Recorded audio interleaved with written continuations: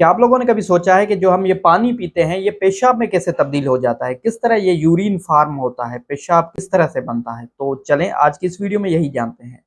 तो जब हम पानी पी रहे होते हैं तो ये पानी हमारे खाने वाली नाली के रास्ते ये हमारे स्टमक यानी कि मैदे में जाता है। वहाँ से मैदे से ही ये पानी की जो एब्ज़ॉर्प्शन है वो शुरू हो जाती है। कुछ मिक़दार जो है मैदे से ही एब्ज़ॉर्ब होती है। इसके बाद ये पानी हमारी छोटी आंत के रास्ते से ये पहुँचता है बड़ी आंत में। तो ये जब ये बड़ी आंत में पहुँचता है तो वहाँ बड़ी आंत में ये बहुत ही ज़्यादा मिक़दार में री-एब्ज़ॉर्ब हो रहा होता है यानी कि जज़ब हो रहा होता है। तो ये पानी वहाँ से खून की जो छोटी-छोटी नालियाँ होती हैं जिन्हें कैपिलरीज़ कहा जाता है तो ये उनमें शामिल हो जाता है। तो ये खून में जब पानी शामिल होता है तो पानी के अलावा बहुत सारी ऐसे न्यूट्रिशन यानी कि ग़िज़ाएँ होती हैं वो भी उसके रास्ते चली जाती हैं। इसके अलावा बहुत सारे तेज़ाबी मादे होते हैं, टॉक्सिन होते हैं वो भी उस पानी के रास्ते से हमारे खून में शामिल हो जाते हैं। तो जब ये टॉक्सिन्स तेज़ाबियत भरे मादे जब हमारे खून में शामिल हो जाते हैं तो ये खून हमारा पूरी बॉडी का किडनीज़ यानी कि गुर्दों से सर्कुलेट हो रहा होता है। तो जब ये गुर्दों से गुज़रता है तो गुर्दों का हमारा काम ये होता है कि ये फ़िल्ट्रेट कर रहे होते हैं।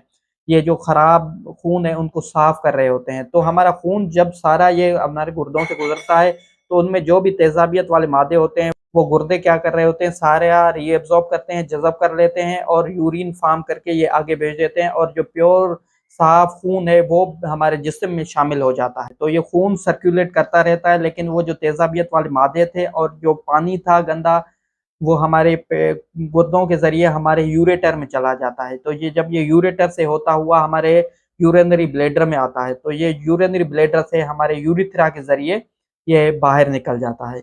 तो ये थी साइंस पेशाब बनने की। तो होपफुली इस वीडियो से आप लोगों को कुछ जानने को मिला होगा। Doctor Baba Rahman signing off. Thank you so much.